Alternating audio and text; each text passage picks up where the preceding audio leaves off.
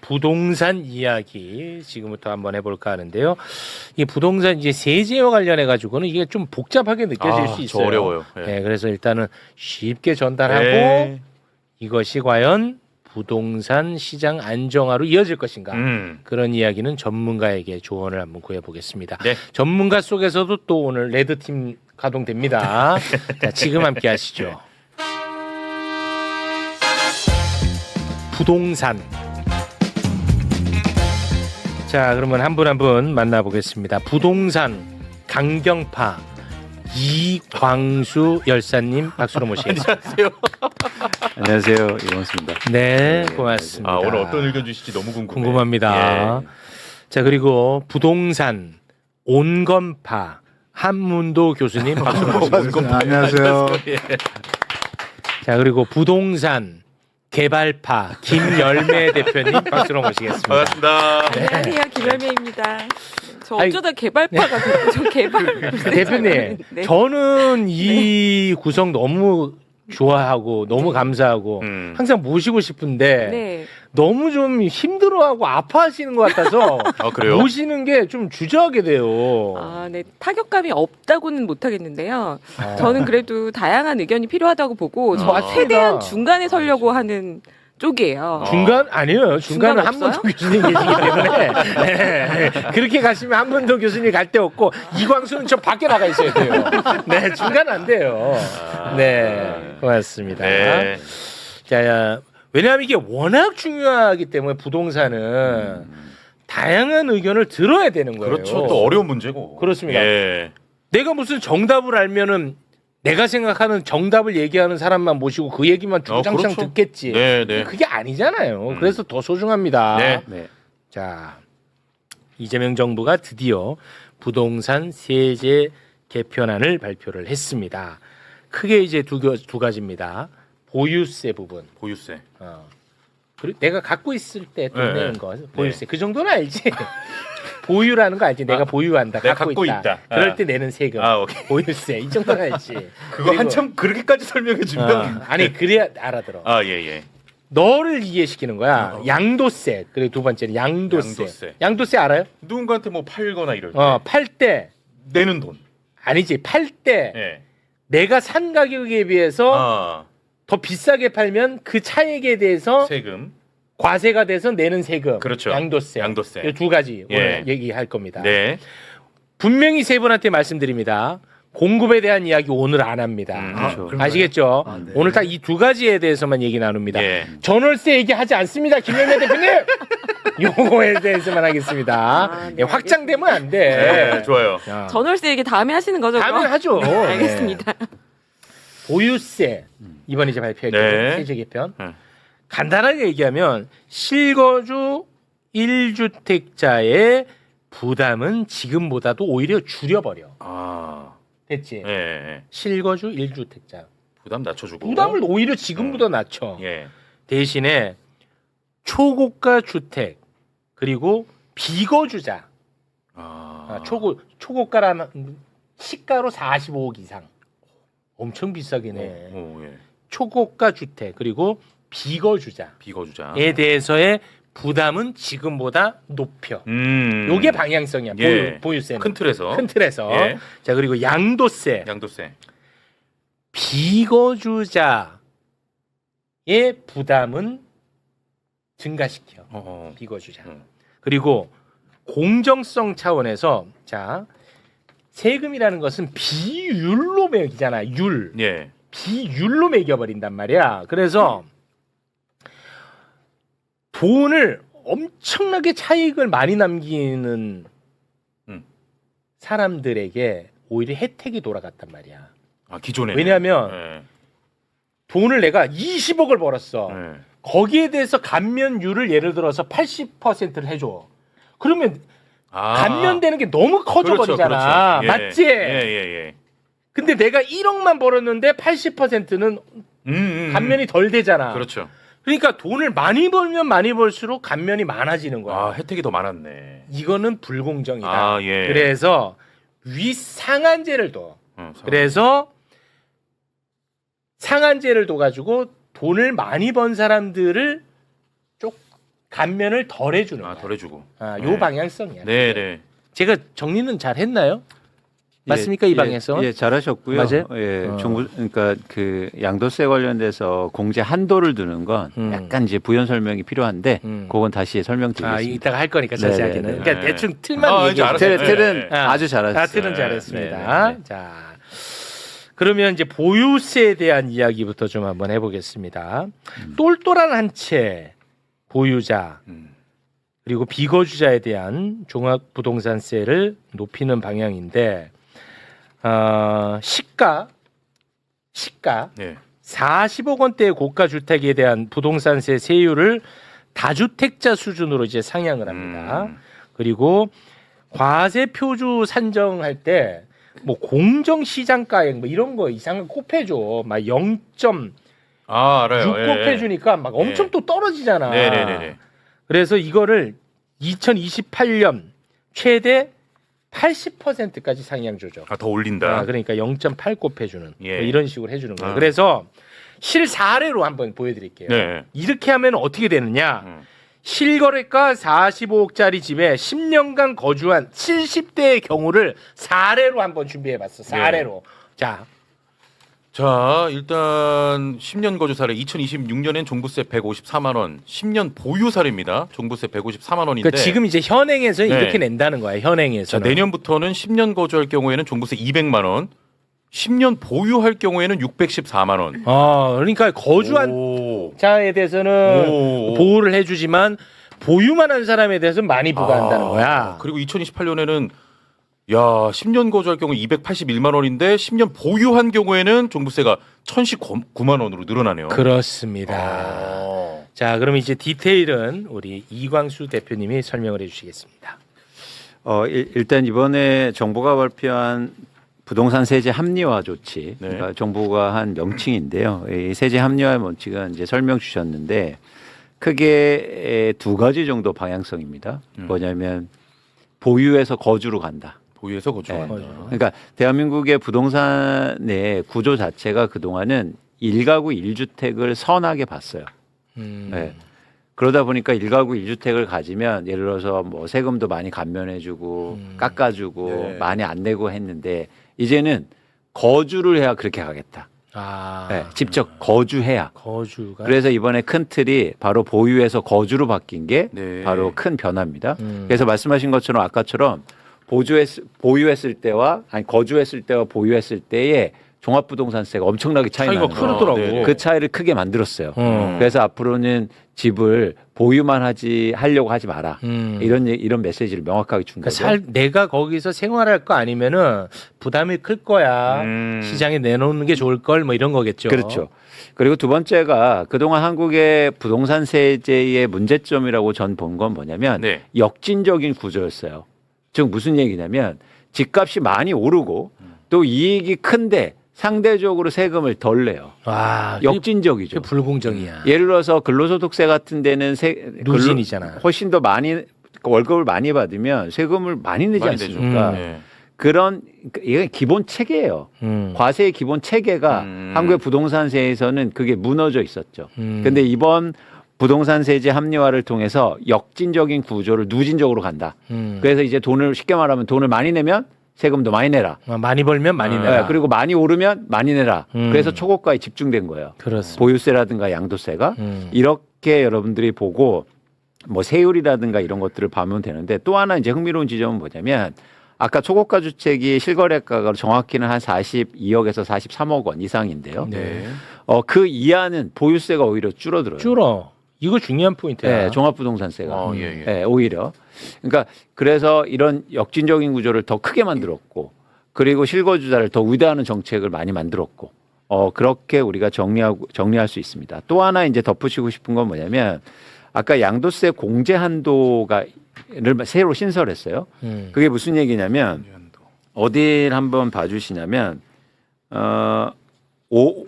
5페이지를 한번 5페이지를 한번 해주실래요? 자료 5번. 네, 자료 5번입니다.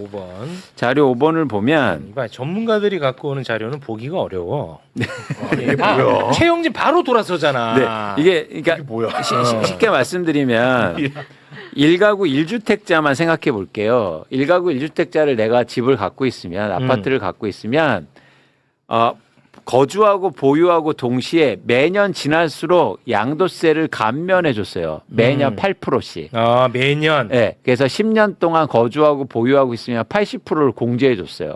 세금을 80%를 깎아줘. 아, 예, 예, 예. 그러니까 양도차익이 많이 나면 깎아주는 것도 커지는 거죠. 그 양도차익이 20억 나는 사람, 아, 100억 나는 사람, 그렇지. 80%를 감면해주니 돈을 많이 벌면 많이 벌수록 더 많이 깎아주는 게. 그게 오히려 역진적인 혜택을 받았네. 구조라는 거예요. 그게 역진이라는 거야. 근데 이 문제를 어떻게 해결했냐면 공제 한도를 넣었습니다.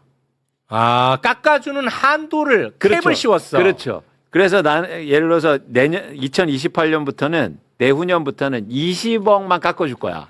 나머지는 제대로 내. 더 이상 이익이 나면. 아, 예, 예, 예. 그리고 2029년 때는 10억만 깎아줄 거야. 10억. 양도차익. 나머지는 제대로 내. 이렇게 한 거예요. 그렇지. 자, 그러면 너한테 이제 알아듣고 있는지 본다. 음. 내가 산 값보다 팔 때 값이 100억을 더 벌었어. 네. 100억. 100억. 그럼 기존에 이거 10년을 갖고 있었어. 네. 기존에는 이거 얼마 깎아줬어? 세금을.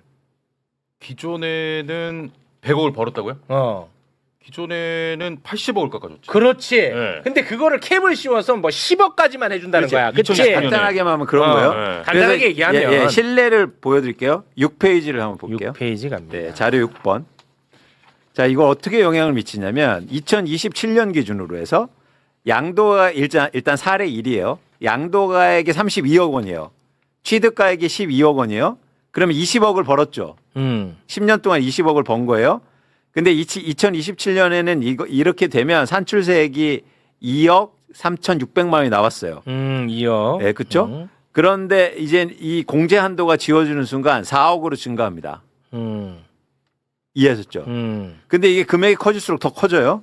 사례 2를 볼게요. 사례 2. 양도가액이 75억이에요. 취득가액이 25억이에요. 그러면 양도 차익이 얼마입니까? 50억이죠. 50억을 네. 쉽게 말해 돈 벌었다는 거예요. 50억 그냥 벌었어. 근데 2027년도에 산출세액이 3억밖에 안 냈어요.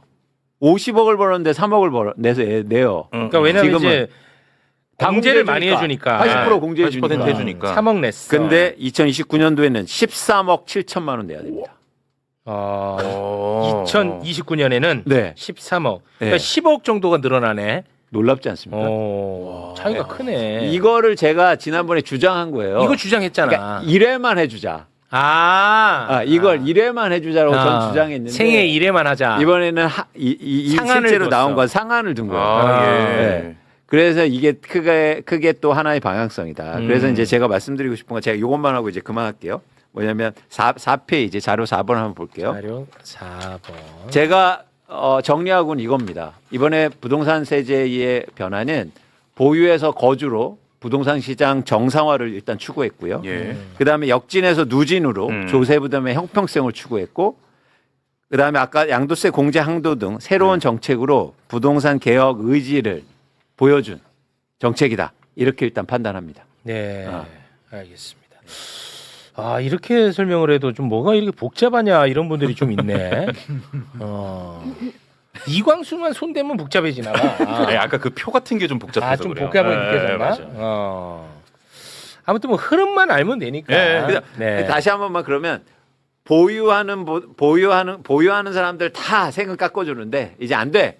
실제로 거주해야 돼. 거주하는 사람은 천변하여. 공제를 많이 해줘. 네. 두 번째는 뭐냐면 돈을 많이 벌면 공제를 더 해줬어. 공제 금액이 컸어요. 그렇지. 근데 그거 안 돼 이제. 이제 안 돼. 돈을 많이 벌면 세금 많이 내. 이거예요. 자, 그 좋습니다. 방향성은. 자, 그러면 평가를 좀 한번 해볼까 하는데 우리 이광수 소장님은 이번 세제 개편안이 부동산 시장 안정화에 도움이 된다고 보는 입장입니까? 부동산 시장 안정화의 개념 규정을 명확히 해야 되지만 일단 저는 안정화의 가장 핵심은 합리성과 공정성을 가져야 된다고 봐요. 세제가. 네네네. 그런 측면에서는 합격점을 받았다. 그리고 좋다. 잘했다. 잘했다. 그리고 첫 걸음을 잘 뛰었다. 이렇게 일단 판단합니다. 공정의 차원을 매우. 그리고 합리적이다. 합리적이고. 합리적이다. 왜냐하면 합리성도 되게 중요하거든요. 네. 예를 들어서 지금 뭐 시민단체나 굉장히 진보적인 단체에서는 말도 안 된다. 왜? 왜 초고가만 내게 해? 다 내게 해야지. 아, 너무 약하다. 그렇죠. 아, 그런데 그거는 지금 시점에서 합리적인 정책이 아니에요. 아, 시장의 수용성이 떨어진단 말이에요. 아, 그렇게 하면 누가 이거를 찬성하겠습니까? 다 내게 생겼는데. 아, 첫걸음이라는 게 중요하잖아요. 아, 전 예. 그 얘기를 하는 거예요. 자, 이거 그럼- 이 정책이 지금 양쪽에서 다 욕을 먹고 있어요. 다욕 먹고 있어. 왜냐하면 진보정의단체나 시민단체에서는 너무 약하다. 약하다고 욕하고 있고. 그리고 이쪽에서는 너무 세다. 아, 국민의 그래서 입장에서는 너무 세다. 기본 완전히 양쪽 받고 있는데 저는 오히려 공정하고 합리성을 갖고 있기 때문에 욕을 먹는 거다. 욕을 먹는 것 자체가 전 좋다고 봐요. 아, 네. 아, 좋습니다. 그렇게 이제 평가 들어봤고요. 네. 온건파 평가 한번 좀 들어보겠습니다. 우리 교수님 저는 진짜 궁금해요. 교수님이 어떻게 평가하실지가. 공정과 지금 우리 위원님 말씀하신 대로 공정과 실거주 유지의 어떤 정책 방향은 상당히 긍정적입니다. 아, 그러나 덧붙일 게 하나 있죠. 네네. 뭐냐면 제가 항상 말씀드리는 거 모든 정책이 암만 좋은 뜻이어도 뒤에 문제가 있는지를 체크해야 된다. 아. 이 얘기를 그냥 첨언으로 드리겠습니다. 아, 뭐 예를 네. 들어서 예외 조항 이런 걸로 빠져나간다. 아니죠. 이 아니야? 제도를 시행했을 때 네. 시장에서 벌어지는 시장 현황, 시장의 흐름, 아. 매매 뭐 아까 그 얘기 하지 말라는 거 뭐 이런 것들의 시장 변화에 대해서 조금 케어 준비를 미리 하고 있어야 된다. 아, 그 부분이 여기에는 녹아나지 않았기 때문에 아. 추후에 발표되는 대책의 있기를 간곡히 기대해 봅니다. 아, 그러면 아, 예, 예. 두 분의 의견 평가는 거의 비슷한 거야. 왜냐? 공정성의 방향성에 대해서는 나는 좋게 본다. 하지만 부동산 시장 안정화에 대해서는 후속 대책이 따라줘야 된다는 입장이잖아요. 아, 정확하십니다. 정확하죠. 첨언 하나 드리자면 첨언합니다. 예전에 제가 여기 매불쇼 나와서 근로소득자 우리나라 총 버는 돈의 1년에 세금 내는 비율이 10%라는 걸 보여드렸고 자영업자분들은 11.8%. 근데 우리가 부동산에서 양도 차익은 2.2%밖에 안 나왔어요. 2.2야. 5배를 자영업자나 이런 분들은 세금을 열심히 내고 있는데 예. 불로소득으로 많이 버시는데도 불구하고 2.4%밖에 안 낸다. 이건 좀 불공정하잖아요. 아. 그게 이제 여기에 녹아났다. 저는 그렇게 평가합니다. 양도세가 세율이 2.4%예요? 아니죠. 구간마다 다 틀리죠. 아, 구간마다 좀 네, 달라요? 남는 금액마다 단위가 틀립니다. 아. 네. 아무튼 뭐 평균 내면 한 2.4. 그 평균 2.4%는 1년 동안 사람들이 팔고 사가지고 양도세가 생겼을 거 아니에요? 아. 사줘야. 그래서 우리가 양도세를 걷잖아요. 근데 우리가 감면조항이 이렇게 많잖아요. 많잖아. 이걸 막 차포 뛰다 보니까 결국 2.4%. 아, 최종적으로. 아, 실효세율이 아. 2.4다. 그러니까 아. 5배 차이가 나잖아요. 일반 예. 자영업자나 근로자는 공정과세는 좀 어긋나죠. 아. 그 부분에서 이번에 설명드렸고. 그러면 우리 교수님도 좀 약하다는 쪽이네요. 공정 관점에서도. 사실 그런 부분이 남아있죠. 아, 조금 그러시군요. 구분해가지고 아. 좀 디테일하게 더 들어가야 되는데 아, 알겠습니다. 아까 말씀하신 것처럼 한 번에 다 하면 힘드니까 아, 수용성 문제. 가고 있는 것 같아요. 스텝 바이 스텝. 네, 그렇게 알겠습니다. 봅니다. 네. 문제가 있으면 또 수정을 해야겠죠. 예. 알겠습니다. 자, 오늘의 이제 하이라이트가 될 것 같습니다. 김열매 대표님은 어떻게 평가하십니까? 네, 종합 부동산세란 무엇인가라고 저는 여쭤보고 싶은데요. 이게 이제 재산세하고 종부세를 나누는 거에 자체의 논란이 계속 있어요. 아, 이중과세. 네. 근데 이제 재산세는 해당되는 사람이 너무 많으니까 요거는 계속 못 올리고 있고 종부세는 해당되는 가구가 이번에 나오는 게 초고가 주택 뭐 0.3%, 0.4% 얘기하지 않습니까? 아, 시가 그러니까- 40억 이상은 한 0.3% 네, 정도 돼요. 0.3, 0.4 정도라고 얘기하고 있는데 예. 대상이 적은데 과세를 강화하는 거 뭐 그래요. 소득이 올라가니까 양도세 과세 많이 하는 거 뭐 저도 필요하다고 봅니다.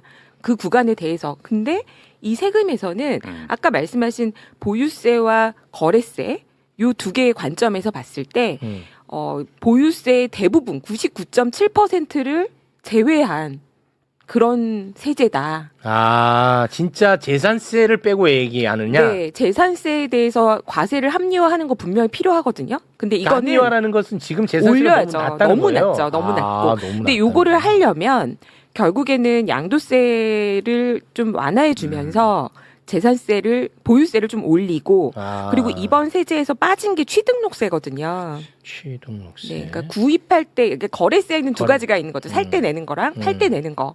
요 두 가지를 같이 얘기해야 되는데 취등록세는 빠졌다. 그건 빠져 있다. 네, 그리고 이번에도 저가 주택, 비아파트 주택에 대한 고민이 어디에도 반영이 안 된 것 같다라는 생각이 좀 들었습니다. 네.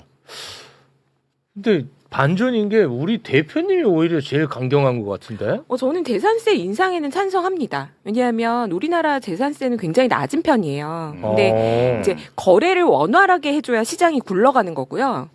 보유하면서 토지를 누리는 거에 대한 가치는 같이 공유하는 거니까 재산세는 올리는 게 맞다고 저는 보는 입장이거든요. 근데 요거는 얘기를 못하고. 그 얘기를 못하는 것은 조세 저항 때문에 아마 못할 거라고 평가하시는 거죠? 저는 그 부분이 잘 이해가 안 되는 게. 이해가 안 된다. 네, 잘 이해가 안 됩니다. 왜냐하면 이거는 소수만 때리는, 제가 지난번에 나와서 했던 발언 중에 이제 어차피 문제가 됐으니까 얘기하면 배아파 정책처럼 보일 수가 있다. 집 없는 절반의 국민들한테 제일 부자한테 과세할게라는 시그널을 준 거라고 생각이 되고 오히려 전 국민이 토지를 공유하고 있고 재산을 갖고 있는 사람은 토지세를 내야 되거든요. 이게 선진국의 그 조세의 흐름인데 요거에 대해서는 구체적으로 얘기를 하지 않고 있는 거죠. 네. 이 얘기는 오늘 또 매불쇼에서 부동산 얘기를 굉장히 많이 다뤘는데 처음 듣는 얘기인데 이건 어떻게 보십니까? 그러니까 이 재산세하고 종합부동산세의 충돌 문제는 또 얘기가 넓어지니까. 또 넓어져? 네, 그러니까 우리가 일단 발표된 제가 그냥 제안 드리고 싶은 건 이 발표된 내용에서 좁힐 필요가 있어. 부동산은 그렇죠. 넓어지면 한없이 넓어지더라고. 그러니까 그 지점이 문제예요. 그러면 안 돼, 안 돼. 물이 타지거든. 그러니까 자꾸 이런 얘기하니까 아까도 정확하게 말씀하셨는데 야 공급 먼저 하고 세금 얘기해. 이런 얘기를 해요. 보수 언론들이. 야 공급도 부족한데 무슨 세금 아니요. 공급은 공급대로 하고. 그렇지. 세금은 세금 얘기 해야죠. 제가 그 대통령 토론회 할 때 했는데 왜 공급 얘기가 거기서 없네요. 그 자리는 세금 얘기하는 것이에요. 오케이. 맞는 말씀. 그러니까 이게 범위를 확장하는 순간, 그러니까 이게 관점이 흐려진다. 논의가 좁혀지지 그래서 못하더라고. 마치 종부세는 무력화되는 것처럼 얘기하거든요. 오케이. 그래도 저 한 말씀 드려야겠어요. 네. 왜냐하면 자꾸 이번에도 핀셋 조세라는 얘기가 나오거든요. 자꾸 부동산을 핀셋으로 접근하니까 시장이 더 혼란스러워지는 거거든요. 그래서 저는 종합적인 관점에서 조세 체계를 건드려야지 이렇게 여기 건들고 저기 건들고 네네. 올렸다 내렸다 하는 게 알겠습니다. 신뢰를 주지 못한다. 알겠습니다. 이렇게 말씀드립니다. 그 종합적이라는 게 한계가 있는 거예요. 예를 들어서 그러면 우리나라 모든 세법을 다 건드려야 되거든. 부동산에 대해서는 체계적으로 해야죠. 네. 그러니까 그 체계 종합적이라는 건 틀을 만드는 게 종합적이라는 거예요. 제 관점은. 오케이. 그 관점에서 이 정책은 의미가 있는 겁니다. 그 틀이라는 건 바로 얘기 드렸듯이 공정과 합리예요. 일단 이 틀을 만들어 놓은 거예요. 그래서 의미가 있다. 그래서 거기까지 확정하면 그런 모든 세금을 건드려야 되는데 그 얘기를 보다 일단 이 세금에 대해서 이제 국한해서 말씀드리는 거고 그래서 굉장히 사실은요 획기적인 정책들이에요. 이 정책은. 한 번도 우리나라에서 거주를 얘기한 정책은 없었어요. 그런가요? 그래요? 네. 그래? 1가구 1주택은 선이었다고요. 누구도 이걸 건드리지 못했어요. 1가구 1주택자는 야, 1가구 1주택을 왜 건드려? 거주 비거주로 나누지 않고. 집 한 채 있는데 근데 이제는 집 한 채 있는데 막 200억짜리 집을 들고 있네? 그러니까 문제가 생긴 거예요. 그래서 결국에는 이 관점을 크게 튼 거라고요. 엄청난 변화입니다. 사실 이거는요, 우리가 다시 한번 생각해 봐야 되는 게 한 번도 없었더니 굉장히 혁명적인 일이에요. 이제 집을 우리는 거주로 볼 거야. 이거예요. 그래서 이건 제가 오랫동안 주장한 건데 한 번도 생각해 보지 못했던 이번 정책이 나왔고 두 번째는 뭐냐면 아까 얘기한 것처럼 합리적 기준에서 무슨 얘기냐면 예를 들어서 종부세를 올리면 모든 걸 다 올려야 되는데 그동안 그래왔죠. 같이 다 올렸어요. 같이 올리는 게 바로 예를 들어서 조세 정의에 맞고 이런 얘기를 했다고요. 근데 이번만 딱 초고가 주택만 올린 거예요. 이것도 사실은 저는 혁신적이라고 보는 겁니다. 제 입장에서는. 왜요? 수용성 측면이고 저는 효과가 있다고 보는 거예요. 왜냐하면 우리나라 집값이 왜 초고가만 얘기하는지 그런 말씀을 하시지만 첫 번째 가격 폭등의 진원지는 어디입니까? 강남. 그렇습니다. 그리고 사람들이 상대적 박탈감을 가장 느끼는 곳이 뭐예요? 박탈감이요. 강남의 집값 상승. 그렇죠. 세 번째 우리나라 자산의 양극화의 근원지가 어디입니까? 강남. 그렇죠. 그래서 초고가를 건드린 거예요. 근데 이거를 아무도 그동안 못했어요. 의미가 있는 방향이에요. 아. 이걸 건드려야. 자, 성은요. 성은 위에서부터 무너지는 겁니다. 그걸 한 거예요, 이번에. 그래서 의미가 있다라고 평가하는 거죠. 그러니까 이번에는 또 수용성 측면에서도 부자 과세 굉장히 심플한 메시지가 나가기 때문에 맞죠. 다음에 정권이 누가 들어오더라도 이거를 원래대로 되돌리기가 정치적으로 부담스러울 것이다. 그렇죠. 0.3% 5만 가구를 혜택을 주기 위해서 법을 바꾼다? 그러면 부자 검사로 욕할 거잖아요. 많은 국민들이. 다시 왜냐면 이게 종부세가 정권마다 계속 바뀌거든. 그 짓을 못할 것이다. 그리고 전 효과도 낼 수 있다. 어떤 거냐면 초고가 주택이 이렇게 해서 가격 상승률이 둔화되고 시장이 안정되면 전체 시장에 영향을 미칠 겁니다. 왜냐하면 저 지향점이 없어졌잖아요. 아, 지향점이 없어지니까. 그리고 또 하나 예를 들어서 뭐 요즘 또 얘기가 나와요. 그럼 20, 30억대가 오르지. 아니요. 40억대가 가격이 떨어지고 예를 들어서 안정화되는데 어떻게 20, 30억이 계속 오릅니까? 아, 천장이 있는 거잖아요. 아, 천장이 있어. 그렇죠. 그러니까 무슨 얘기냐면 천장이 40억까지 있는 건 너무 높은데? 아니 단계적으로 계속 내려오는 거죠. 아, 내려와. 네, 네. 그 영향이. 아, 여기 네. 내려와. 그래서 이게 전 중요하다고 본 거예요. 이걸 그래서 계속 주장했잖아요. 초고가 주택 우리 보유세 올리자. 그렇습니다. 부담 있는 수준으로. 맞습니다. 한 가지 아쉬운 건 세율이 조금 낮긴 하다. 느낌보다. 아, 세율이 조금 낮은 거. 그러나 이제 시작이기 때문에. 네.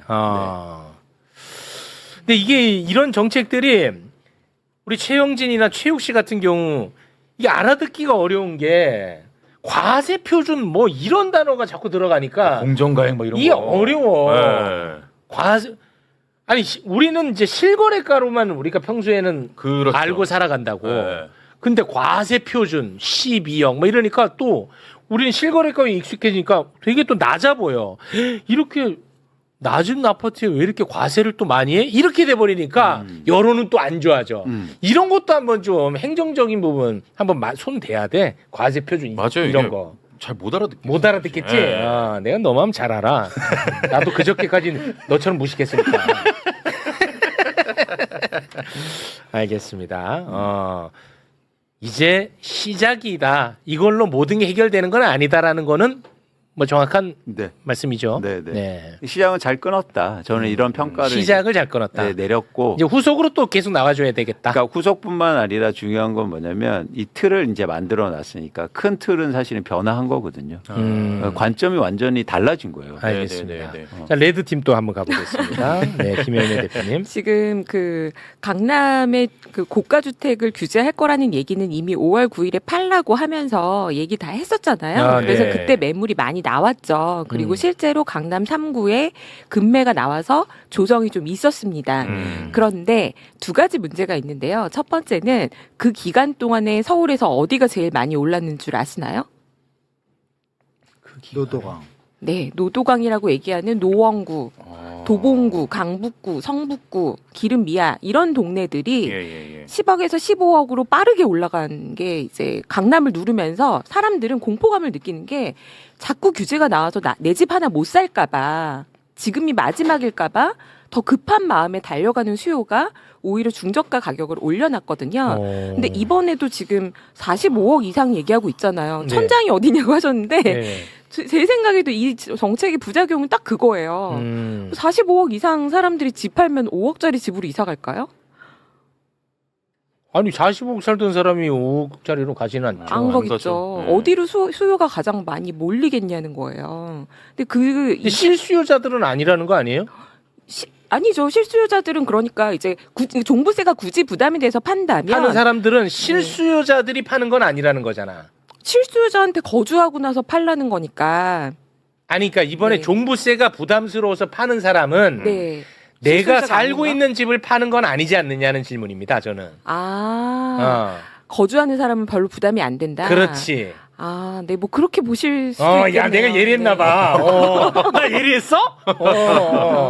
근데 이제 고령자가 아닌 젊은 사람들은 고령자 대비해서 2배 가까이 내니까 뭐 이것도 좀 차이가 있긴 할 겁니다. 근데 저는 이제 강남을 누른 결과가 상반기에 보여준 풍선 풍선 효과. 효과였다라는 거고 두 번째는요. 양도세 일시적 유예 이런 거 하지 않았으면 좋겠다고 제가 지난번에 말씀드렸었어요. 왜냐하면 정책의 일관성이 중요하기 때문에 차라리 양도세라는 거를 가액별로 어떻게 요율을 바꾼다든지 다른 체계를 고민해서 내놔야지 한시적 유예랑 비슷한 말이 또 나오면 사람들은 양도세는 팔 때 내는 건데 2년 후 3년 후에 또 세제 바뀌겠지라고 생각하는 게 시장에 안 좋은 시그널을 준다. 근데 이번에 그 자료 화면에서 12페이지 자료 12번을 보여주시면요. 원래 5월 9일까지는 안 팔면 기본 세율이 그 두 번째 있는 거 보시면 다주택자 조정 대상 지역의 주택 양도세 중과 한시 완화인데 5월 9일까지 안 팔면 기본 세율이 45%까지 있는 거를 20%포인트를 더한다. 3주택 이상자는 30%포인트 더한다라고 했어요. 그래서 급매가 나왔습니다. 맞아요. 그런데 이번 세제가 나오면서 또 다시 한시 완화가 나온 거예요. 그래서 27년에 팔면 지금부터 27년까지는 5%포인트만 더 내면 되니까 사실상 기본 세율이랑 별 차이가 없는 겁니다. 그럼 앞에 급매로 판 사람들은 억울할 거고요. 그리고 27년에 그럼 사람들이 열심히 팔 거냐? 지나봐야 알겠는데 이거 또 이렇게 생각하지 않겠냐라는 거죠. 그래서 저는 이런 게 세제를 체계적으로 다 돌봐야지 자꾸 한시적 완화, 기간으로 하는 것들이 부작용을 만들고 있다. 이렇게 말씀드리고 싶습니다. 이 부분 혹시 알아들으셨어요? 네, 이거는 알고 있습니다. 알고 있습니까? 네, 오, 그래서 다뤄도 설명 안 합니다. 그러면. 네, 그때 많이 또 다뤘던 많이 다뤘던 내용인데 이건 알고 있습니다. 이거 이제 중과 유예 이제 안 한다 끝. 그래서 다시, 5월 10일까지 5월 10일부터 이게 바로 발생했거든요. 네, 그렇죠. 시행되고 있습니다. 네네네. 그런데 그렇게 되면은 파는 사람이 이제 또 없어질까 봐 매물이 안 나오니까. 매물이 안 나오니까 좀 한시적으로 약간 좀 완화합니다 이번에. 네, 그 부분에 대해서 이 정책의 일관성 무너지는 거 아니냐 이런 지적인 것 같습니다. 네. 혹시 뭐 여기에 대해서 뭐 첨언하실 부분이 있을까요, 우리? 특별히 없고요. 네. 저 종부세 아까 얘기가 좀 나오셨는데 우리 이 위원님께서 제가 뭐 다 아시는 분도 계시겠지만 한번 우리 시청자분들이 아셨으면 해서 종부세가 이제 서울이 대한민국이 어려울 때 서울을 키웠잖아요. 근데 그 기반 시설은 다 국민 세금으로 많이 투입이 됐어요. 서울이 가치가 올라갔죠. 그러니까 부동산을 가지고 있는 분들은 불로소득이 더 생기게 됐죠. 네. 그때 이제 서울에 지방세는 많이 들어오는데 남아요 재정이. 지방은 이제 모자라게 된 거죠. 그럼 우리가 예전에 어른들 보면 돈이 부족하니까 큰 아들을 잘 키워서 큰 아들이 좋은 직장을 가가지고 돈을 잘 벌면서 동생 또 도와주고 이러면서 이런 게 우리나라의 전통이잖아요. 네. 보통. 그럼 이것도 같은 식으로 한번 바라볼까요? 서울을 막 키워줬어. 서울이 너무 잘 컸어. 부동산도 많이 올랐어. 네. 같이 예전에 지방에 있던 분은 그대로인데 여기는 10배가 올랐어. 네. 그럼 한 두세 배 떼어서 줄 수 있잖아요. 네. 이 논리에서 생각을 해가지고 노무현 대통령이 이걸 만든 거예요. 종합부동산세를. 네. 만들 때 그러면 종부세라고 따로 이름을 붙여야 이 국세가 되거든. 그러면 걷어서 지방 교부세로 전국에 계속 나눠주는 거예요. 네. 뜻이 아주 좋은 거예요. 네네네. 그래서 여기서 아쉬웠던 건 뭐냐면 접근법이 네. 대통령이 한마디 저라면 우리가 그동안 서울이 이렇게 다 됐고 잘 살게 됐고 우리 부자분들한테 좀 양해를 구한다. 지방에 지금 안 좋아지고 있다. 우리 세금을 조금만 더 내주시면 지방 교부에 좀 힘을 쓸 테니 뭐 이런 표현들이 같이 됐다면 얼마나 좋았을까. 근데 이거는 아까 막 핀셋 타겟 얘기했잖아요. 그런 느낌이 많고 징벌적 느낌이 많아. 국민 통합이 이 정부의 모습인데 그런 부분들을 관료들이 좀 다독였으면 그런 바람이 좀 있습니다. 차후라도 네네. 똑같은 정책이 되도 그죠? 우리가 용돈 줄 때 무슨 말씀인지 알겠다. 그죠? 저도 지금 듣고 보니까 굉장히 좀 그랬으면 그렇게 좋겠다. 했으면 수용 수익도 높았겠다는 생각이 좀 드네요. 그렇죠. 예. 네. 그 역할을 우리 세 분이 지금 조금이나 하고 있다는 점 네. 말씀을 드려봅니다. 저도요. 네. 자, 그러면 오늘은 여기서 마무리를 짓겠습니다. 그 공급 대책도 뭐 좀 있으면 나올 것 같던데 보니까 네네. 맞죠? 공급하고 그다음에 금융정책 같이 금융정책, 대출 규제 연이어서 같은 거 계속 나올 것 같은데 그때마다 또 함께해 주셔야 될 것 같습니다. 네. 이번에 나온 정책과 관련해 가지고 나올 얘기 다 나온 거죠 오늘? 세제요. 오늘 세제 관련해서 일단 어떤 게 있냐면 이제 비판들이 많잖아요. 비판 많아. 그 지금. 비판들이 합리적이지 않아요. 제가 볼 때. 지금 그 나경원 같은 사람 비판하는 거 잠깐 좀 올려주시겠습니까? 예. 네, 정권의 정책 실패를 국민들의 지갑을 털어 메우려는 국민 강탈 세제 계약이다. 와, 이 대통령이 본인 집을 처분하자마자 국민에게 세금 철퇴를 내린 것이다. 39년간 유지된 부동산 세제의 기틀을 하루아침에 무너뜨렸다. 조세 개혁이 아니라 닥치고 증세다라고 나경원 의원이 얘기했고요. 장동혁 대표는 국민은 폭염으로 열불나 죽겠는데 이재명 대통령이 귀국하자마자 던진 것이 세금 폭탄이다. 말은 공정가세를 위한 조세 개혁이라고 번지르르 하지만 실상은 뿌린 돈을 걷어가는 조세 강탈이다. 네, 뭐 이런 식으로 지금 난리거든요. 네, 그러니까 말씀드린 것처럼 뭐 0.3%에서 0.4%밖에 증세가 안 되는 거고요. 저 말은 일단 틀리고 네. 또한 이제 대표적으로 문제하는 게 뭐냐면 세입자에게 전가된다. 뭐 이런 비판들도 굉장히 많잖아요. 네. 근데 문제점이 굉장히 많은 지적들이에요. 그래서 우리가 이제 그런 비판에 대해서 어떻게 설명하고 접근하기가 중요하죠. 그렇지. 네, 네. 그거를 잘해야 돼. 맞습니다. 맞습니다. 그래야 이 정책이 계속 나갈 수 있는 거예요. 그렇죠, 그렇죠. 예, 이 여론에 밀려버리면 끝나. 저는 SNS를 안 하는데 저는 아이디는 있거든. 네. 근데 어제 이렇게 좀 봤어요. 부동산과 관련해 가지고 부동산 정책 악마가 너무 심해. 진짜 심하더라고 내 보니까. 네, 네. 그럼 이 수용성 떨어지고 이렇게 되면 밀리거든. 그럼 어떻게 되냐면 입법 과정에서 또 물이 타집니다. 그러면 또 심각해지는 거예요. 과거에도 그런 현상들이 있었거든요. 예. 이렇게 정부가 의지를 갖고 세제를 줬는데 국회 과정에서 민원이 들어오지 않습니까? 네. 그리고 여론이 들어가잖아요. 그러면서 희석이 돼요. 유예가 되고 그다음에 공제가 또 들어가고 또 수많은 해석 소황이 들어가기 때문에 그런 것들을 원천 차단하는 게 이제부터 진짜 필요한 거죠. 제가 볼 때. 알겠습니다. 자, 그러면 세 분과는 여기서 인사를 나누겠습니다. 김열매 대표님 상처 안 받으셨죠? 그럼요. 아니, 그러니까 또 가갖고 막 댓글 보고 막 그렇게 상처받고 그러시지 마시고. 제 마음에서 우러나오는 대로 저는 하고 있고, 예. 제가 뭐 강남의 부동산을 대변할 아유. 이유가 없어요. 왜냐면 저의 이해관계가 1도 없는 건 이광수 대표님도 아세요. 아이, 그럼요. 저도 부잣집 딸이었으면 좋겠네요. 네. 아닙니다. 자, 세 분과는 여기서 인사 나누겠습니다. 세 분 대단히 고맙습니다. 감사합니다. 고맙습니다. 고맙습니다.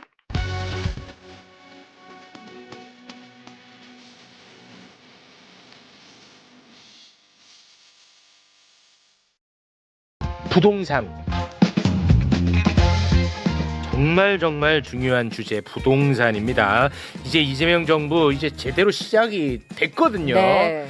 요 이야기를 함께 나눌 세 분 저희가 모셨습니다.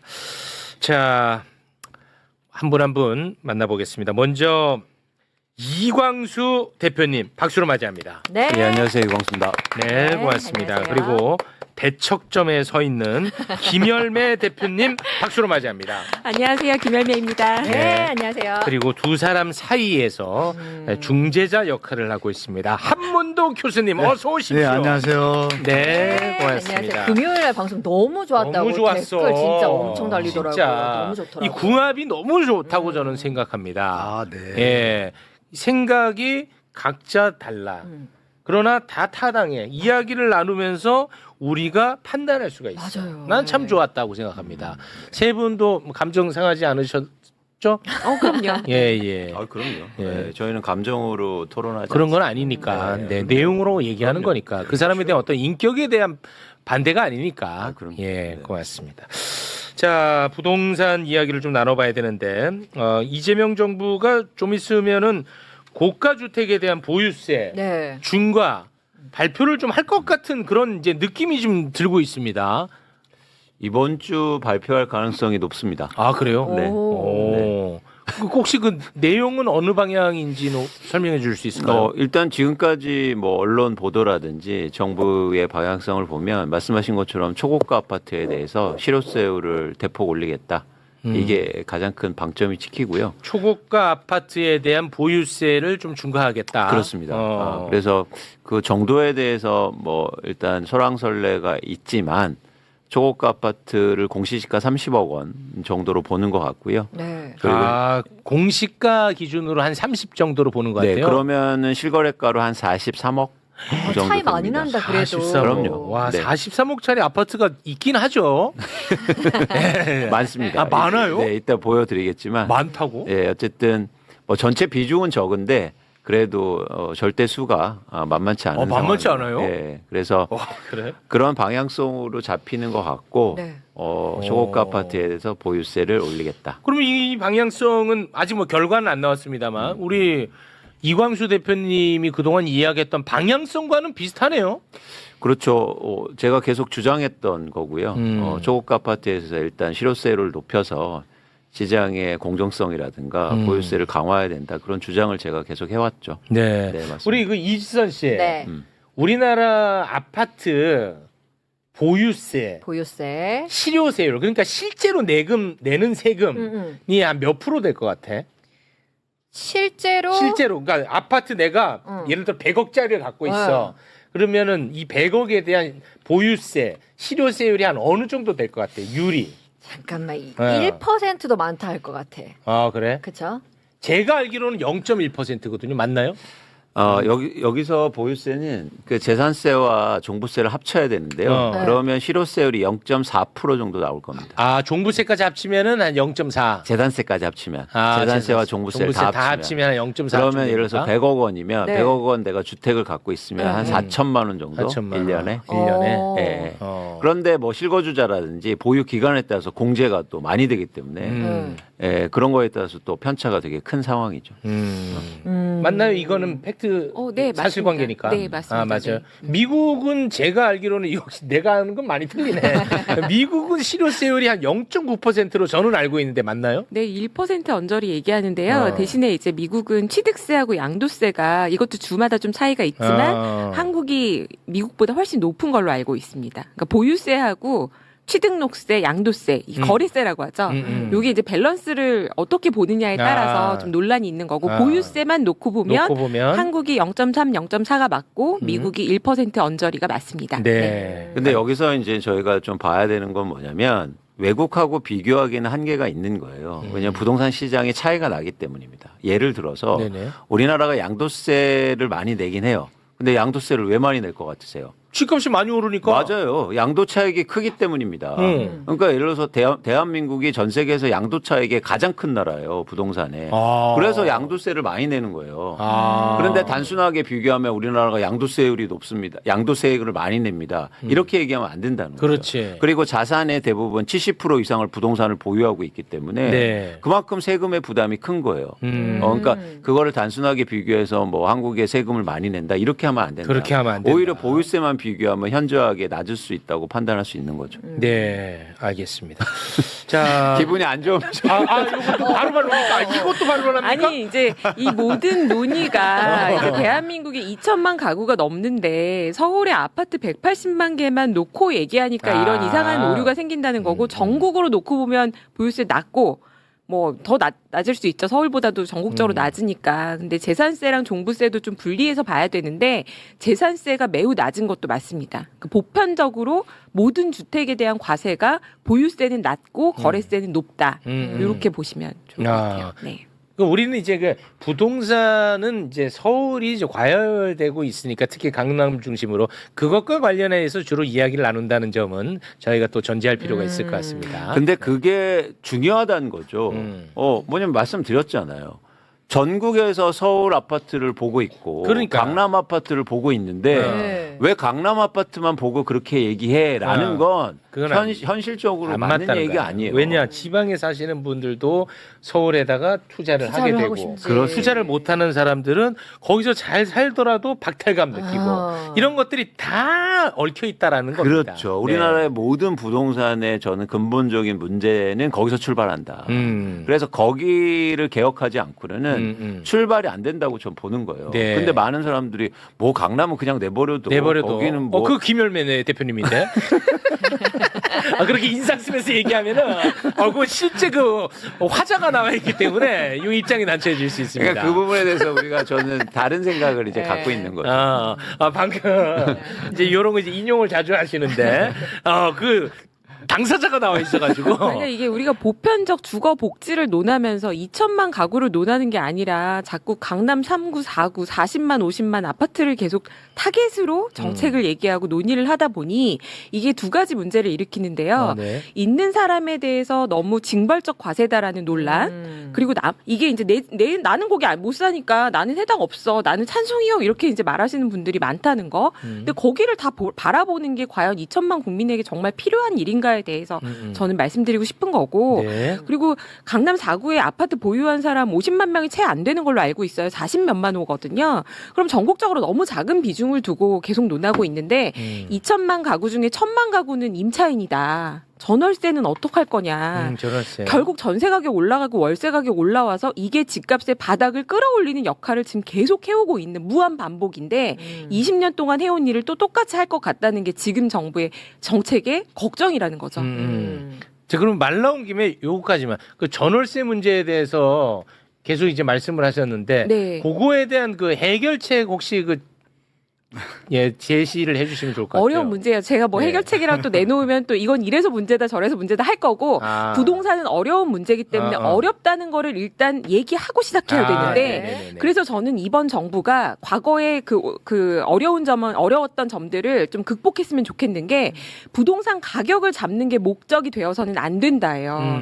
이면 여기를 누르면 여기가 올라오고 무슨 문제가 생기는 건 항상 있었는데 이 가격을 바라보면 문제가 계속 생긴다는 거고요. 네. 정부는 그럼 어떻게 해야 되느냐? 장기적으로 전월세에서 최하단을 지켜줘야 돼요. 그러니까 말 그대로 서민들이 안정적으로 오래 거주할 수 있는 집이 충분히 있어야 되잖아요. 네. 이거는 정권이 바뀌든 어떻든 간에 1년에 최소 몇만 호는 계속해서 짓는다라는 걸 하는 게 매우 중요하다고 저는 생각합니다. 그게 뭐 강남이 아니네 마네 이런 얘기는 다 지금 해봐야 의미가 없는 얘기고 수도권 내에 1년에 몇 채는 계속 짓는다.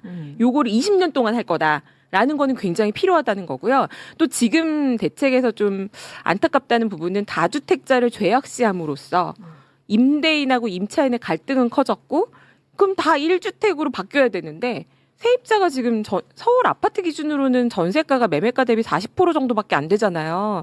그러면은 집주인이 팔려고 해도 먼저 물어봐도 당신 이거 살래요라고 해도 살 능력이 안 돼요.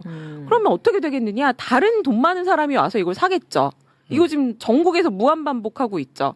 그래서 결과는 뭐냐? 서울은 점점 부자들로 꽉꽉꽉 채워지고 있다. 이게 과연 민주당에서 원하는 일이냐라는 게 저의 질문입니다. 네. 민주당 대신에 이광수를 넣어주세요. 거기. 아, 네. 네, 뭐 교수님 계시지만 제가 한 말씀만 드리면 우리가 이런 얘기를 할 때 이런 거죠. 그러니까 전쟁이 났거든요. 그런데 여기 전쟁이 났는데 농사를 지어야 됩니다. 이게 말이 됩니까? 아, 지금 당장 전쟁이 났는데 농사도 지어야 된다 하는 말이 그러니까 농사를 지어야 됩니다. 당연히 농사 지어야죠. 그거는 뭐 당연하긴 한데 지금 주택 공급을 얘기하고 복지를 얘기하는 건 농사를 얘기하는 거예요. 지금 전쟁이 일어나서 막 지금 가격이 오르고 막 사람들 투자나 투기로 막 살려고 그러고 지금 대출 받아서 안 사고 막 난리 법석을 치고 있는데 지금 상황에서 어떻게 할 거냐 이 문제에 대한 논의를 하는 거라고요. 네. 그런데 제가 대통령 토론회에 가서도 세제 얘기를 하고 그래서 공정하고 합리적으로 지금 어떻게 세제를 만들려고 이런 얘기를 하고 있는데 많은 언론들이 뭐라고 하냐면 근본적인 문제 해결은 공급이 아니냐 이런 얘기를 또 하고 있다는 얘기예요. 이건 필요하죠. 공급 필요합니다. 계속 지어야 돼요. 그리고 중서민을 위한 저렴한 주택 공급해야 돼요.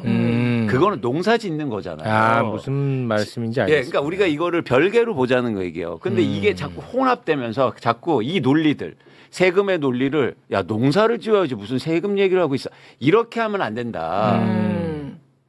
예, 알겠습니다. 저는 이제 오늘도 사과나무를 심어야 10년 후에는 그 결실이 있다. 제가 뭐 열매라서 꼭 이렇게 말씀드리는 건 아닌데 노무현 정부가 지금 20년이 넘게 지났잖아요. 그러니까 뭐 2008년까지라고 쳐도 거의 20년 된 건데 그때부터 우리가 뭐 수도권에 2만 호씩 지금까지 계속 공공임대를 재고로 쌓았다고 생각해 보세요. 40만 호가 있겠죠 지금. 없잖아요. 제가 드리고 싶은 얘기는 바로 이거고 이걸 하는 동시에 하자고 하면 괜찮을 텐데 이런 논의가 너무 뒤로 빠져 있다라고 말씀드리는 거죠. 그렇죠. 그러니까 같이 하자는 거. 전적으로 공감한다는 거예요. 그런데 그 나무 심는 거에 얘기를 하면서 마치 세금이라든지 이런 논리는 필요한 것처럼 얘기하면 안 된다. 그건 안 그리고 된다. 말씀하신 게 되게 중요해요. 그러면 노무현 대통령이나 참여정부가 그동안 계속 정권을 잡았습니까? 아니에요. 이명박, 박근혜, 윤석열이 심지어 3명이나 잡고 있었다고요. 그동안 그 사람들 뭐 했습니까? 공급 안 했어요. 민간에 맡겨놓으면서 오히려 공급이 줄었다고요. 네. 그러니까 이런 게 한 정권의 문제나 아까처럼 민주당의 문제가 아니다. 전체적으로 할 일은 하면서 농사는 알겠습니다. 지어야 된다는 얘기예요. 네. 그럼 그 두 분을 이제 또 싸움을 한번 좀 붙여보고 싶은데요. 저하고? 예. 왜? 그러니까 나는 이거 한 번은 얘기하고 싶었어요. 뭐냐? 부동산 안정화의 최고의 정책은 우리 교수님께서 한문도 교수님은 진짜 분양가 상한제를 하면은 다 해결된다. 왜 이 얘기를 안 하고 자꾸 주변 얘기를 하냐 이 답답한 놈들아. 라는 주장을 항상 하시죠. 놈들아라는 표현은 안 썼고요. 아 죄송합니다. 아. 답답하다고도 안 했고 네, 네. 다 좋은 의견이잖아요. 아. 그러니까 제 얘기를 좀 드려요. 네네네. 우리가 그 자동차라고 가정을 할게요. 네. 부산을 가야 돼요. 네. 그러면 우리 광수 위원님께서 말씀하시는 건 기름도 있어야 되고 뭐 바퀴도 있어야 되고 다 있어야 차가 가죠. 네. 그렇죠? 네. 필요해요. 아주 필수적이에요. 그렇습니다. 그리고 엔진이 있어야 되잖아요. 네. 네. 엔진이 없으면 된장 없는 된장찌개가 되죠. 지금 비유의 비유. 네. 네. 계속 비유로 그러니까 우리 갑니다. 열매 위원님이 얘기하신 어. 공급이 저는 엔진이라고 저는 생각하는 사람이에요. 네. 근데 그 엔진도 가짜 분양가 상한제 가짜 엔진 말고 진짜 좋은 엔진을 달면 그게 이제 분양가 상한제. 그렇습니다. 그럼 이 차는 일단 잘 가게 돼 있어. 그죠? 엔진이 좋으니까. 엔진 좋으니까. 근데 옆에 문짝이 없으면 어떻게 돼요? 가다가 바로 위험하지. 쓸려가잖아요. 그 사이드 대책들이 이제 위원님이 얘기하시는 조세 정책 그런 것도 이제 붙여야 된다. 붙여야 되고. 우리 엔진 얘기부터 하자. 이 그렇죠. 얘기인데. 그러니까 그 엔진은 여기서 진짜 분양가 상한제거든. 그렇죠. 여기서 어. 중요한 건 다 있는데 운전수가 없으면 가요? 운전수 없으면 안 가지. 못 가죠. 어. 손님은 국민이고 네. 운전수는 정부예요. 네.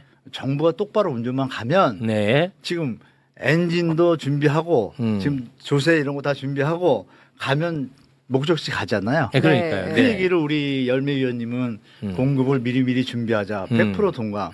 그 와중에 그건 이제 저는 트렁크 얘기야. 저는 이왕이면 진짜 분양가 상한제. 어. 그 우리 위원님은 그것만 있으면 뭐해? 바람에 날려가면 그 끝인데. 오른쪽 문짝 세금으로 얘기고. 문짝 바퀴 이런 거 다 바퀴 필요하잖아요. 얘기고. 뭐 이렇게 하면 같이 가면 우리 좋죠. 교수님이 엔진 얘기인데 엔진 얘기를 많이 들었으니까 네. 우리 대표님 거기에 대해서 동의하시는지가 궁금해서. 그러니까 분양가 분양가 상한제. 상한제라는 건 뭐 전제가 좀 필요한데. 그러니까 LH가 돈 벌려고 하지 말라는 거야. 우리 교수님 말은 부지를 조성해 갖고 자꾸 그거 비싸게 팔지 말라는 거예요. 그거를 어차피 LH 돈 벌려고 만든 거 아니잖아. 좀 싸게 분양해 가지고 분양가를 좀 낮춰 가지고 공급하면 그 공급을 사람들이 기다릴 거 아니냐. 그렇죠. 그러면은 그런 식의 계속해서 공급이 늘어나면 다른 주변의 아파트도 같이 조금 이렇게 내려가지 않겠느냐. 이거에 실예가 있지 않냐. MB 때 그거 해갖고 됐잖아. 예시가 있는데 왜 언제까지 내가 이걸 증명해야 되느냐. 이렇게 화를 내시거든요. 어떻게 생각하십니까? 그러니까 저는 어떻게 말씀을 드리냐면 이 시장이 구분돼 있어요. 뭐냐면 교수님께서 말씀하는 시장은 이제는 신규 공급 시장이죠. 신규 공급. 공급 시장에서 이렇게 분양가 상한제를 통해서 낮은 아파트의 분양가가 들어오면 분명히 도움이 됩니다. 네. 그런데 중요한 건 뭐냐면 더 큰 시장은 유통 시장이에요. 유통?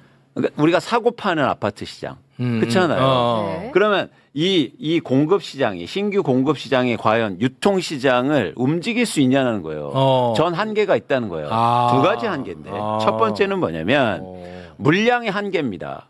아무리 많이 공급해도 지금 서울이나 수도권에서 과연 그러니까 수도권은 뺄게요. 뭐 저 외곽으로 할 수는 네네. 있으니까 그러면 서울에서 과연 LH가 저렴한 아파트를 몇 채나 공급할 수 있겠습니까? 불가능하다. 그럼 예를 들어서 연간으로 해서 최대한 서울에서 5만 가구를 정말 그런 아파트를 분양한다고 했다. 그럼 5만 가구가 전체 유통 시장에 영향을 미칠 수 있을까? 전 한계가 있다는 거예요. 그리고 지속 가능성도 떨어진다는 거예요.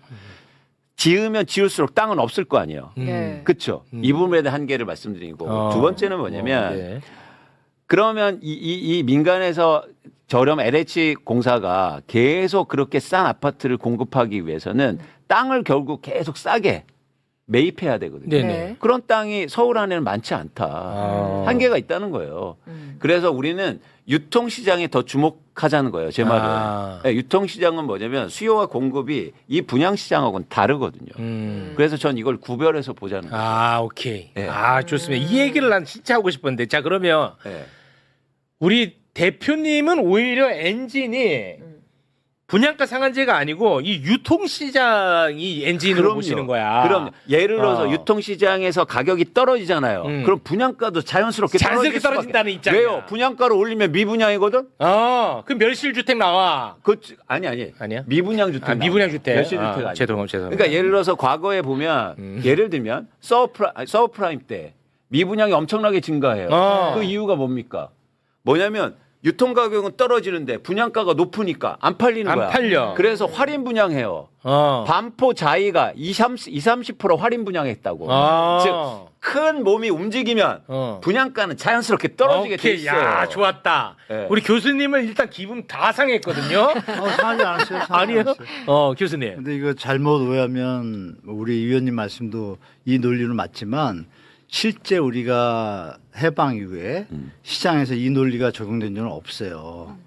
현실을 봐야 그러니까 돼요. 이광수 소장의 논리가 적용된 적이 없다는 말씀이에요. 네. 이번에 해서 성공할 수도 있겠지만 네. 기본적으로 우리가 제 생각에 수요 공급에서 유통시장을 암만 움직여봤자 어떤 제어를 쓰더라도 살 사람이 10명이고 집이 8개면 집값은 계속 오르게 되는 거예요. 돌아가면서. 그렇죠? 네. 그런데 집이 15개가 있으면 무조건 내려가죠. 이건 불변의 진리예요. 여기서 우리나라 무슨 문제가 있냐. 임대사업자 제도를 통해 가지고 매집을 하니까 독점 체제가 되니까 가격이 지금 이렇게 유지가 되는 거예요. 네네네. 임대사업자. 네, 네. 집 없애잖아요. 그럼 집이 지금 땅이 없다고 얘기하셨는데 저는 땅을 좀 찾았거든요. 예를 들면 찾아오셨네. 그러니까 없다고 단정을 짓는 것보다는 좀 찾아서 네. 예를 들면 그죠 역세권 지금 활성화 정책을 국토부가 하고 있거든요. 지금 9만 원은 세팅이 됐고 제가 알기로는 한 16만 원까지 땡길 수가 있어요. 근데 이거는 기본에 지주들이 계세요. 소유주들이 역세권에. 네. 근데 이거를 용적률을 제가 여러 번 말씀드린 것처럼 우리 위원님도 아시겠지만 주위 정황을 다 보면 이 허드슨 야드나 뭐 배터리시티처럼 용적률을 세게 줄 수 있는 데가 꽤 있어요. 아, 네. 우리 위원님도 아시잖아요. 네. 물어보세요. 그럼요. 끄덕이시잖아요. 많죠. 네. 그거를 하면은 숫자가 갑자기 단위가 10, 20, 30으로 바뀝니다. 호수가. 네. 그리고 서리풀지구가 지금 22,000호 예정이에요. 양재역 바로 옆에. 양지요. 22,000호가 분양가 진짜 분양가 상한제를 한다고 하면 분양가가 제가 제 혼자 계산한 거 물론 이거 국토부 직원하고도 한번 같이 해봤습니다. 한 12억이면 되네 분양이. 우와. 30평이요? 네. 와. 그러면 이거 반값으로 갑시다라는 게 제 주장이죠. 진짜 분양가 상한제 그 얘기예요. 음. 그러면 어떤 사람이 지금 유통시장이 막 정신 없잖아요. 근데 나올 것 같아요. 그럼 여기서 정책이 뭐가 있냐? 서울시에 있는 사람은 분양권이 있잖아요. 그러면 청약제도를 살짝 바꿔서 서울 근교에 있는 경기도 수도권도 다 청약 자격이 있는데 네. 서울에 직장에 있는 사람 이런 청약제도 세세하게 잘 꾸미면 누구나 꿈을 가질 수가 있잖아요. 네. 기회가 있잖아요. 기회가 있으면 사람들은 매수 욕구가 가라앉게 됩니다. 포모 현상이 사라져요. 그게 제가 말씀드린 MB 때 증명된 거잖아요. 그때도 15,000원밖에 안 했어요. 근데 그때 15,000원 했어요? 저 강남 세공대곡이요. 아. 그리고 주위에 고양, 장흥, 하남, 미사 이런데 거기도 다 반값을 했거든요. 그럼 도로를 또 놔주니까 출퇴근 20-30분이면 되네. 그래 거긴 또 더 싸네. 거긴 또 700, 800 했어요. 15,000원 했는데도 MB 때 효과가 있었다고 하시는데. 100%셨죠. 그러면 아까 우리 이광수 그러니까- 소장님의 그 논리는 조금 안 아니요, 맞긴 맞긴 맞는데 땅이 없다고 보시면 맞아요. 논리가 맞잖아요. 땅이 없을 때. 근데 제가 조사해 보니까 땅이 꽤 있더라. 그리고 유휴부지도 지금 발표를 안 했는데 그 기획 원래 재정기획부에서 국유재산을 관리해요. 그 리스트가 쫙 있어요. 여러분 기억나세요? 국립의료원 자리 막 이런 얘기 기억나시죠? 네. 서초동 한가운데. 이런데 지금 얘기 나오다가 스톱돼 있어요. 근데 그거를 전향적으로 검토를 하면 제가 계산하면 한 30만 원 뽑을 것 같은데 그러면 효과 있지 않을까요? 10만 원. 30만 원까지. 네. 우리 저 아, 하나 말씀드리면 따라 우리 의원님 좀 아실 것 김 같아요. 의원님. 그 사실 MB 때 집값 하락은 금융위기 영향이 컸어요. 그리고 그때를 다시 데이터를 짚어보면 노무현 정부 때 그렇게 규제를 해도 신규 분양을 계속 늘렸거든요. 그래서 그렇죠. 미분양이 경기도에 17만 호인가요? 어마어마하게 쌓여 있었어요. 그런 상태에서 MB가 추진한 거는 세곡 내곡 보금자리이지만 은평 뉴타운 입주가 몇만 호가 있었어요. 제 기억에는. 입주 물량이 있었죠. 그래서 서울 전체로 보면은 노무현 정부에서 해놨던 거의 결실이 그때 온 거거든요. 맞아요. 금융위기 맞았죠? 입주 정확해요. 늘어났죠. 맞아요. MB가 많이 늘린 건 아니에요. 조금 늘린 거예요. 그렇죠, 그렇죠. 근데 이제 정책의 후행 효과가 있으니까 노무현 정부 때 효과가 나타난 게 아니라 대외 변수까지 충격을 맞으면서 같이 온 거죠. 왜 반포 자이가 미분양이었겠어요. 금융위기 와가지고 그런 거였죠. 그래서 이게 이제 정치적으로 굉장히 저는 이 가격 갖고 얘기하면 안 된다고 말씀드리는 게 큰 사이클을 더 많이 따라가요. 가격은 우리가 막 규제한다고 가격이 어떻게 바뀌고 이러는 것보다는 예. 수요 공급도 맞아요. 있고 그리고 금리나 글로벌 경기 제가 올해 이 부동산 가격이랑 싸우는 건 정말 이상한 일이다라고 생각하는 거는 지금 동탄 집값 보세요. 이게 무슨 대출로 올랐냐고요. 뭐 투기로 오르냐고요. 돈을 많이 버니까 SK 하이닉스 밸류체인에 있는 공장 직원들도 돈을 번단 말이에요. 올해 수출이 사상 최고고 GDP 4위 수준으로 그러니까 GDP 국가들 세계 국가들 순위에서 4위 수준으로 우리가 수출을 잘하고 있어요. 예. 이럴 때 싸우는 거는 굉장히 이상한 일이다라고 생각하는 거고 부동산 정책이라는 거는 가격의 상승과 하락과 무관하게 일관성을 유지할 수 있어야 시장에서 신뢰를 얻는 건데 네. 올라갈 때 막 때려요? 그러면 나중에 막 대외 경기로 뭘 맞아요? 그럼 갑자기 완화해줘요? 이걸 계속 겪는 게 가장 큰 문제라는 거죠. 그리고 저는 종부세 같은 경우도 그래요. 지금 부자한테 세금 매겨서 그걸로 집값 잡지 않겠다라고 대통령이 공약에서 얘기했단 말이에요. 네. 근데 지금 다시 가액으로 얘기한다는 거는 이게 무슨 기준인지라는 거죠. 이게 정말 정의인가? 예를 들어 20년 전에 5억에 산 집이 지금 30몇 억이 됐어요. 네. 그러면은 이번에 내가 감당 못하니까 넌 쫓겨나야 돼. 근데 누구한테 쫓겨나느냐? 감당할 수 있는 더 큰 부자한테 쫓겨나는 결과만 나아요. 그 지역은 찐 부자만 남는다고요. 이게 과연 정의로운 건가에 대해서 저는 반문하고 싶은 거고 그럼 해외는 어떻게 하느냐?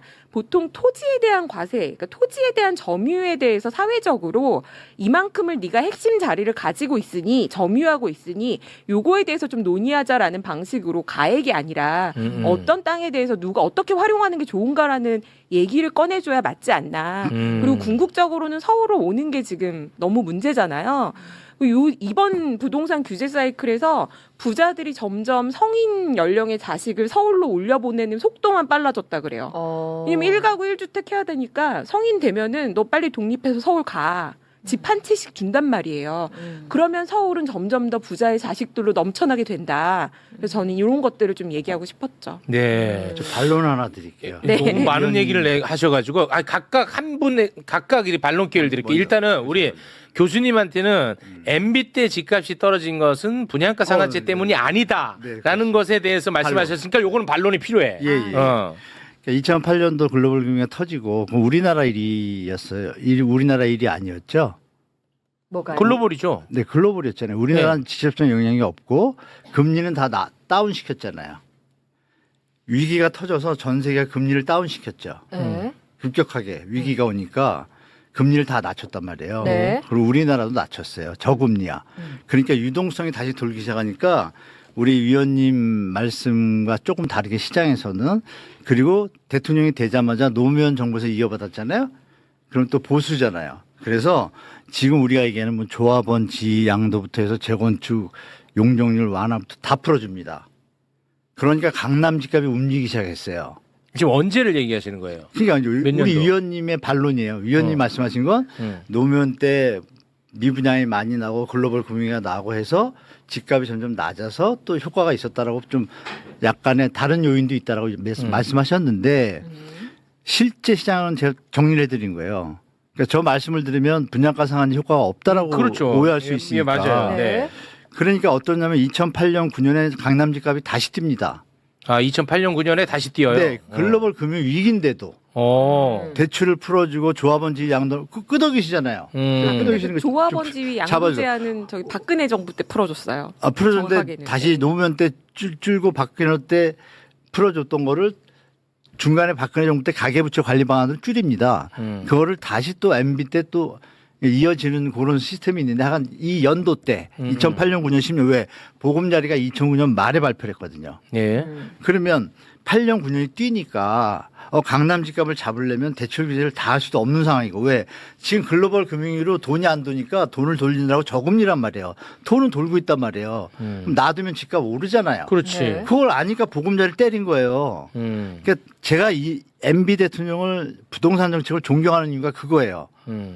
경제 상황과 모든 걸 체크하면서도 적소적인 아주 적재 타임에 분양가 상한제 반값 아파트를 강남에 탁 친 거예요. 왜? 서울 집값이 못 움직이게 하고 그 대신에 뭘 했어요?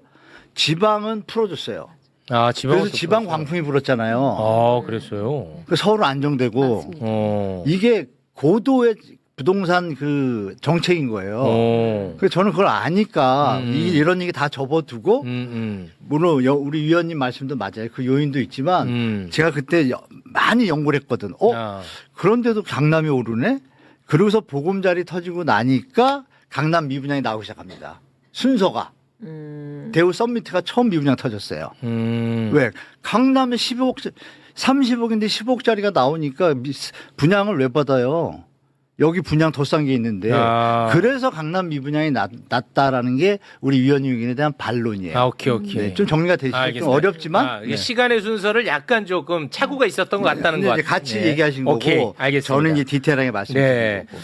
자, 그러면 우리 이광수 대표님도 여기 반론이 좀 필요한데 보유세 관련해 가지고 아니 5억에 사가지고 30억까지 됐는데 아니 이거를 내가 이게 낼 여력이 없다고 해서 내가 이 집에서 쫓겨나야 돼 세금 낼 여력이 그러면 이 집은 결국은 세금 낼 여력 있는 다시 말해 부자가 또 받아가는 건데 이게 조세 정의에 맞는 것이냐라는 지적인 것 같아요. 조세 정의는 뭐 여러 가지가 있겠지만 조세 부담의 형평성이 굉장히 중요해요. 네. 무슨 얘기냐면 10년 동안 예를 들어서 아까 말씀드린 것처럼 25억의 재산이 증가했잖아요. 맞아요. 그런데 어떤 사람은 10년 동안 열심히 일해서 연봉이 20배 증가했다고 할게요. 네. 그러면 연봉 증가하면 세금 증가합니까 안 합니까? 당연히 증가하죠. 근데 왜 집값 폭등하죠. 오르는 거는 세금을 안 내요? 아. 네. 그러니까 조세 부담의 형평성이 우리는 소득에만 집중돼 있어요. 자산에는 없어요. 그래서 항상 하는 얘기가 나 집 한 채 내가 올린 거 아니야? 그러면 뭐 열심히 일해서 돈 번 사람은 세금 그거는 뭐 정부에서 도와줬습니까? 그때는 세금 깎아주는 건 정당하게 얘기하고 가만히 있어서 집값 오르는 건 더 내야죠 그럼. 그럼 돈이 왜 열심히 일하는 사람은 더 가져가요? 이게 형평성이고 이게 공정한 거예요. 그리고 또 하나 나 낼 돈 없어. 나 일이 없는데 낼 돈 그러면 유예해 주면 돼요. 나중에 팔아서 양도 차익 많을 거 아니에요. 그때 내라고 하면 돼요. 누가 강제로 쫓아냅니까? 자, 중요한 건 지금 왜 이런 얘기를 하냐면 강남을 중심으로 해서 서울의 아파트를 너무나 많은 사람들이 투자로 갖고 있고 투자로 사기 때문입니다. 그래서 우리가 조세 부담을 늘리는 건 그 투자 수요와 투자하고 보유하고 갖고 있는 물량을 시장에 내놓고 수요를 줄이기 위한 목적이에요. 조세 부담의 형평성, 공정성을 고려할 때 이건 전혀 문제가 안 돼요. 전 세계 어느 나라고 자산에 대한 과세를 안 하는 나라가 없습니다. 그런데 우리나라만 유독 난리예요. 그러면 근로소득도 깎아주라고요. 그러네. 그거는 진짜 땀 흘려서 한 그거 건데. 왜? 아니 가만히 있어서 돈 오는 거는 야 내가 돈을 왜 내? 내가 올린 거야? 이건 들어주고 열심히 일해서 돈 번 사람들은 그냥 가져가고 뭐가 공평한 겁니까? 내가 집값 올렸어? 그게 잘 먹혔거든? 그거는 그래서 더 내요 그럼. 더 내야지. 가만 앉아서 올랐잖아. 그러네. 듣고 보니. 아니 김현민님. 그러니까 내가 바보 같으니까 그냥 아무 말이나 다 하셨네. 그러면 노무현 대통령하고 문재인 대통령 박수 쳐줘야 돼. 내 자산 가격 올렸으니까. 근데 왜 욕을 해요? 아니 근데 이런 아니 거죠. 우리 김현민 내가 바보 같으니까 그냥 막 얘기하셨어. 자산소득이 노동소득보다 과세가 적다는 거 저 동의해요. 네. 그래서 저는 재산세에 대한 논의가 필요하다고 보고 부동산 전체적인 과세 체계를 얘기해야지 상위 0. 몇 %만 가지고 얘기하면 얘기하니까 이게 부유세 논란이 있는 거죠. 받아들이지 못하는 거고 더 큰 부자가 사게 만들어주는 게 저는 별로다라고 말씀드린 거고요. 그러면 이게 이제 어떤 평가를 받냐면 배아파 정책이라는 거예요. 남들이 너 깔고 한다는데 돈 벌었으니까 너 세금 많이 내 이렇게밖에 반대쪽에서는 해석이 안 되기 때문에 공정성에 물음표가 생기는 거고요. 또 잘 아시겠지만 종부세는 감면 항목이 이번에 이 얘기는 거의 안 하시더라고요. 종부세도 장특공제가 있고 장기보유 공제가 있고 고령자 공제가 있어요. 맞아요. 그래서 압구정 현대아파트를 30년 보유하신 분은 80% 감면을 받아요. 네, 맞아요. 근데 최근 3년 사이에 산 사람들은 젊은 사람이 샀으면 물론 그런 사람 희귀하겠지만 저도 당연히 능력이 안 됩니다. 그런 사람들은 그럼 5배 내는 게 정당하냐 이런 생각도 할 수 있고 만약에 이제 양도할 때까지 종부세를 유예시켜주면 이건 합리적으로는 보이지만 시장에 미치는 영향은요. 돌아가실 때까지 매물이 안 나옵니다. 당연하지 않겠어요. 이거 팔면은 반값 돼가지고 딴 데 가야 되는데 누가 팔겠어요? 그래서 저는 이거의 목적이 정말로 집값을 안정화시키는 데 목적이 있다면 그 포인트가 안 맞았을 때 대안은 뭐냐. 세금 더 올리면 정말 집값이 안정이 되는 걸 시험해보자는 거냐 우리가. 요게 저는 좀 궁금해요. 어떻게 될까요? 교과서적인 얘기인데, 그러니까 제가 말씀드렸잖아요. 부동산을 투자로 투기로 사는 수요가 문제다. 그리고 갖고 있는 사람이 문제다. 그러면 왜 투자로 투기로 살까요? 수익성이 높기 때문이에요. 그렇죠. 그러면 과세를 하게 되면 어떻게 됩니까? 수익률이 떨어지죠. 떨어지죠. 그럼 수요가 감소할 수밖에 없어요. 이건 그렇죠. 교과서적인 얘기예요. 네. 그런데 왜 종합부동산세나 재산세가 왜 영향을 못 미쳤냐? 그건 세율이 너무 낮았기 너무 때문에. 낮아. 그러니까 무서워하지 않는 거예요. 제가 보여드렸잖아요. 압구정의 현대아파트가 최근에 무려 50억 원, 60억 원 이상이 올라요. 아, 봤어. 와. 그런데 보유세는요. 실효세율이 다 합쳐서 0.4%, 0.3%밖에 되지 너무 않아요. 낮아. 누가 무서워합니까? 그냥 사는 거지. 자, 그래서 세율을 높인다. 이게 기본적으로 가정. 그러면 시장은 안정될 수 있어요. 수요가 감소하고 또 공급이 늘어날 수 있다고 보는 거예요. 자, 그런데 문제는 여기서 결국엔 실용적이고 현실적인 문제가 있는 거예요. 모두 다 올리면 반발이 크다. 모든 세금은. 그잖아요. 그래서 그동안 종부세가 무력화됐던 거예요. 예를 들어서 일제히 다 올렸기 노무현 때문에. 대통령 때 도입된 종부세가 계속 지금까지 유지가 됐으면 대한민국 부동산 시장은 안정됐을 겁니다. 그런데 정권이 바뀌면 계속 그걸 때리잖아요. 보세요. 문재인 정부 때 종부세 올리잖아요.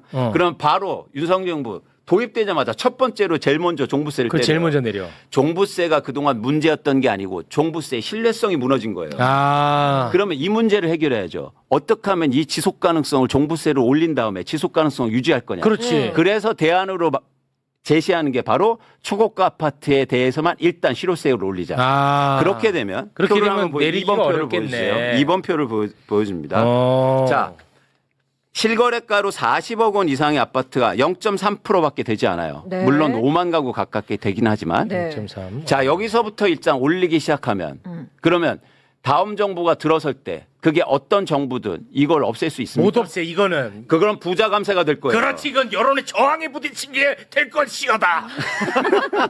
왜냐하면 왜냐하면 정치적으로 이게 자꾸 맞아요. 그러니까 종부세도 정치적으로 활용을 하기 때문에 금방 고쳤던 거야. 그렇죠. 어. 그래서 일단 여기서부터 도입하면 이 효과가 나타날 거예요. 어떤 효과? 초고가 아파트에 대한 수요는 줄고 그다음에 공급이 늘어날 수 있어요. 자연스럽게 전 그렇게 봅니다. 그렇게 되면 이게 집값이 조정 효과가 나오면 이제 서서히 예를 들어서 보유세에 대해서 사람들이 인정하게 될 거예요.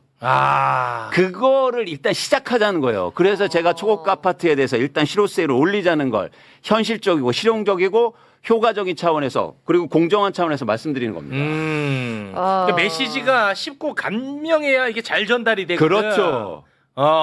근데 종부세 같은 경우는 뭐 다 매긴다 뭐 이렇게 하니까 매번 정권 바뀔 때마다 그거 갖고 흔들어 제껴요. 맞아요. 그러니까 계속 바뀌는 거야. 맞아. 이렇게 되면 5만 채만 부과할 거예요. 누가 뭐라고 할 겁니까? 이거는 이게 언론도 흔들지를 못해. 네. 이거 쉽잖아. 그래서 출발을 여기서부터 하자는 거예요. 그래서 이재명 정부가 이걸 지금 얘기하는 겁니다. 그럼 세율이 좀 높아야겠는데. 맞아요. 그게 핵심이에요. 두 가지가 핵심이에요. 세율이 높아야 되고 그리고 빠져나갈 구멍이 없어야 돼요. 그렇지. 예외 조항이 있거나 유예가 있으면 안 됩니다. 바로 시행. 그렇습니다. 네. 근로소득세는 돈 많이 벌잖아. 뭐 예를 들어 아까 뭐 짧은 시간을 50억 벌었잖아. 부동산으로 그냥 샀다는 이유만으로. 근데 저 정도 벌면 거의 50% 냅니다. 내가 땀 흘려 번 돈은 50%를 내. 그런데 그냥 내가 가만히 집에 앉아가지고. 잠만 자. 침대에 누워갖고. 응. 근데 그거는 0.4%를 내. 그렇죠. 그런데 가만히 있어서 올랐다고 난 못 내겠대. 못 내겠대. 야이씨 그걸 말이라고 해 너. 누구야 너. 그렇게 얘기하는 거. 모든 언론들이 그 얘기를 해요. 네. 내가 올렸냐. 내가 올렸냐. 아니 그러니까 더 많이 더 내라고. 내시라고요. 너가 올린 게 아니니까. 네. 그래서 이렇게 하면은 서울 집값이 안정될 거라고 보시는 거예요? 그렇죠. 그러니까 지금 말한 거는 안정될 거라 보는 아니, 거야. 그러니까 이건 여기 공정의 실현 아니야? 공정도 마찬가지지만 이거는 공정 실현에 대한 아니요. 아니야? 당연히 아까 말씀드렸잖아요. 아니요? 부담이 증가하면 수요는 줄게 돼 있고 아. 그 다음에 갖고 있는 사람도 부담이 늘렸으니까 그러면 파는 사람도 늘어갈 거다. 그럼 유통시장이 안정이 될 거예요. 그러면 초고가 아파트에서 집값이 안정되면 어떻게 됩니까? 자연스럽게 일종의 낙수 효과가 생기기 시작하죠. 그러려면 세율이 높아야겠네. 핵심이요 그게. 다시 말씀드려죠. 종합부동산세와 한국의 보유세가 무력했던 이유는 두 가지다. 첫 번째 세율이 너무 낮았기 때문이고 두 번째 그게 지속 가능성이 떨어졌기 때문이에요. 이것만 완비하면 무조건 시장의 역할을 할 겁니다. 아니 그럼 지금 예를 들어서 지금 뭐 실효세율이 0.4라고 치면 2배를 올려봐야 0.8이거든? 네. 2배를 올린다고. 그렇다고 해갖고 팔겠어? 3배 올려야 됩니다. 그럼 그 누가 사요? 더 부자가 사는 거 아니에요? 아니, 부자 아니지. 진짜 살고 싶은 더 사람. 부자는 이미 살고 있어요. 걱정하지 마세요. 그러니까 이게 뭐냐면 그러면은 그럼 더 어떻게 사? 내가 그 집을 살고 싶은 사람만 좋은 집에 살으라는 거예요. 그렇죠. 이광수 대표님은. 그런데 지금은 내가 살고 싶지도 않은데 돈이 되니까 한 채 더 산다는 거야. 맞아요. 지금 더 사는 사람이 그렇게 많나요? 실제 이주택자가 늘어나지 않은 걸로 제가 보기에는 투자가 그렇게 나와 있고 제가 아니 거주하지 않는 사람들이 산다니까요. 자, 우리 그게 이제 한 3% 정도 차이인 건데 자가 보유율과 자가 점유율에 근데 잠깐만요. 저는 우리 좋아요. 대표님, 저 지금 우리 막 제작진이 지금 방 동동 울리는데 가야 되는데 대표님 가셔야 되는데. 네, 근데 왜 맞습니다. 우리 제작진이 걱정이 알아서 하시겠지. 빨리 가야 되는데 제가 요거는 말씀드릴게요. 그러니까 그렇게 해서 정말 잡힐 것 같으면 그럼 차라리 빨리 하세요. 저도 없어요. 지금 막 강남 열매 막 이러시는데 저 진짜 저한테 40억짜리 집 저도 없고요. 부자 걱정 쓸데없는 걱정이니까 저는 이 논의를 너무 하지 말자는 거고 요거는 본질을 흐린다. 그리고 이거는 조세의 정의인지 저는 잘 모르겠는데 그걸 그렇게 믿으시면 빨리 하시고 다음 논의로 빨리 가자. 다음 우리는 논의로 가자. 부동산에 대해서 전월세 안정 대책 전월세 안정. 반드시 필요하고 공급도 빨리 필요한데 이 얘기를 거의 안 한 게 이번 토론회였다라는 점을 저는 말씀드리고 네. 가겠습니다. 알겠습니다. 네. 우리 김열매 대표님이었습니다. 대단히 고맙습니다. 네, 고맙습니다. 근데 우리 제작진이 왜 이렇게 더 급해? 예. 발에도 울다 울어. 그러니까요. 우리 제작진이 울어. 왜 그러는 거야? 네. 아니 늦게 시작했으니까 그렇죠. 아, 지금. 죄송합니다. 네. 김열매 아유. 대표님 다시 한번 사과 말씀을 드리겠습니다. 죄송합니다. 네. 네. 그래서 나는 이번 토론회 보면서 나는 요거는 조금 이제는 바뀌어야 될 것 같아. 보니까 이게 부동산이 간단한 문제가 아니라서 나는 이제 이런 뭐 토론 다양한 의견 막 듣고 이런 것보다는 정부가 딱 정해. 그리고 그 작은 주제로 그러니까 좁힌 주제로 깊이 있게 대화를 나눠야 될 것 같아. 그래야 수용성을 높인다. 너무 막 다 백가쟁명식으로 하니까 오히려 이게 좁혀지지도 않고 수용성도 오히려 떨어지더라. 맞습니다. 예. 맞습니다. 그렇게 워낙 방대한 주제이기 때문에 워낙 방대하니까. 이번에도 3시간 동안 하는데 그걸 다 논의할 수가 없어요. 할 수가 없어. 그리고 이번 대토론의 핵심은 세제였다고요. 세제를 주로 논의했어야 돼요. 아, 그런데 이게 벌어지니까 왜 그럼 공급 얘기를 안 해? 아니요. 지금 세제가 가장 중요하거든요. 그렇지. 이번 주 안까지 결정이 돼야 돼요. 그래서 세제만 딱 했었어야 돼. 맞아요. 그리고 세제에 대해서 지금 존재하는 이야기를 딱 정리를 해. 뭐 이런 방금 같은 왜 초고가에 왜 그 조세 정의의 그렇죠. 형평성이 어긋난다. 아니다. 그 근로소득세랑 비교하면은 그거는 오히려 더 불공정하다. 이런 것들 딱 정리하고 그런 토론 딱. 그렇죠. 맞습니다. 그리고 정책 발표 딱. 그렇죠. 고맙습니다. 맞습니다. 어쨌든 이번 주에 이제 세제 나오나 발표가 보나. 나온다 나와요. 이거죠. 나올 가능성이 세율이 중요할 것 같은데. 중요합니다. 그게 네. 그러니까 뭐 거기서 부과한다 이거보다도 세율이 핵심이며 핵심이요. 핵심이라면 알겠습니다. 하나 유의할 게 하시죠. 유의할 점. 세율 할 때 실제로 사시는 분 있잖아요. 아까 소득도 없고 이런 분들이 집을 우리 이제 위원님 말씀대로 하면 집을 팔아야 되는데 네. 부담돼서 네네.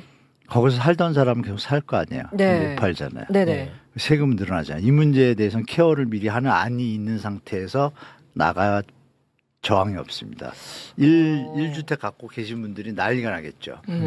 제가 항상 말씀드리는 부동산 정책은 암만 뜻이 좋아도 땅 묻어서 터지면 무용지물이 돼요. 그러니까 이런 부분을 챙겨야겠죠. 그러면 여기에 수가 하나 있죠.